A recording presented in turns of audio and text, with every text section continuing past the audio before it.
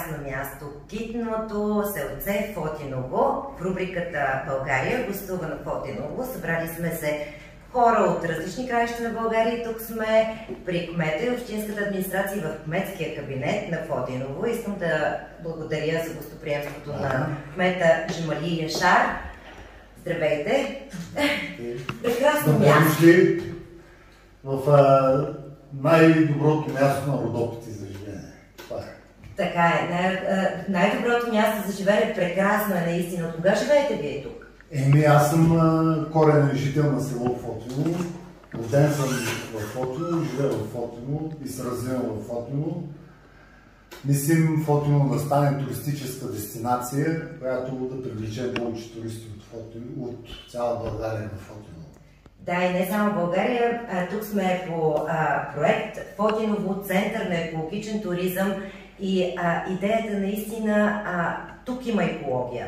Тук е центъра на екологичния туризъм и тук виждаме, че въздухът е различен. Нали така, само ще представя и нас, гостите, които идваме от Пловдив, от Шато Копсо, от Батак, от общинска администрация Батак, това е Ивана Паламбурска.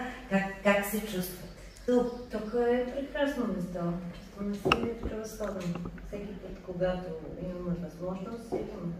Ще ни разкажете повече за всички места, които могат да посетят тук в Фотиново, защото тук има много култура, много история. Първите данни за население по тези места, писмени свидетелства са от 1500 година.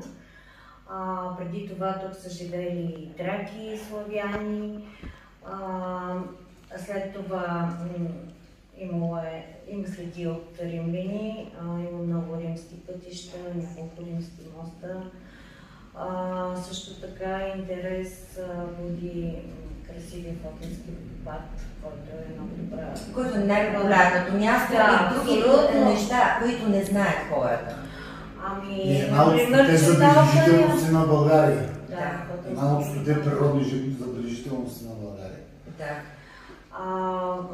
Друго интересно место, което могат да посетят туристите, това е Чаталка.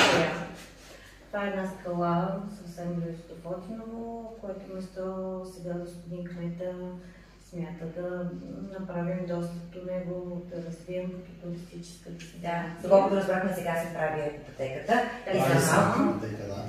И след малко, като отидем на следващото място. Пълно за Чаталка, това е тракийско светилище от времето останало, което след покана на археолози в нашите места казаха, че е дело на човешка дейност, правено от траките, де факто.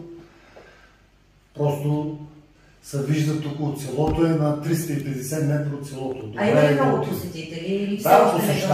Посещават до самото място. Мислим екопатеката да продължи от самото тракийско светилище на Параклис със Свети Илия, за да може да се направи един добър отход през Допа планина. Хладно, прохладно, като изляза човек от града, за да мога да се разкара из гората. Явно не случайно е направено там от човека точно този скален масив. Предполагам, че там е било едно силно енергийно място, за да направят светилището точно на това място. То, де-факто, Чаталка е на 200 над селото. То се гледа от тук и от нашия кабинет се гледа. Че просто е сложено на такова място светилището да гледа селото, де-факто. Идеята наистина да идват хора, защото да опознават това място, да остават тук, защото Фотиново не е само място, което има културен туризъм.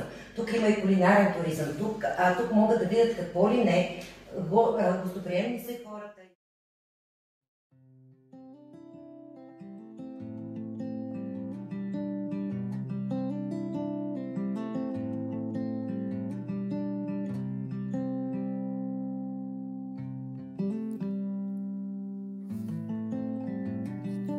Калето е изключително интересен и красив обект за туризъм. Фотинци правят екопатека за улеснение на любителите на високопланинския туризъм. Друга атракция са старите римски мостове. Каменният им строеж се намира в землището на селото, по поречието на река Фотинска и са обединени от времеви, социални и функционални връзки, оформяйки една серийна културна ценност. Над мостовете има запазена кълдъръмена настилка, която заедно с тях и реката образуват културен маршрут. Обявени са и за културна ценност и предстои реставрацията им, за да се превърнат в обект на културен туризъм. Също така ценни по своята архитектура са църквата и джамията в селото, които са обекти за реставрация и посещения. И не на последно място са прочутите фотински водопади, които са в 100 национални туристически обекта и са неповторима атракция за туристите.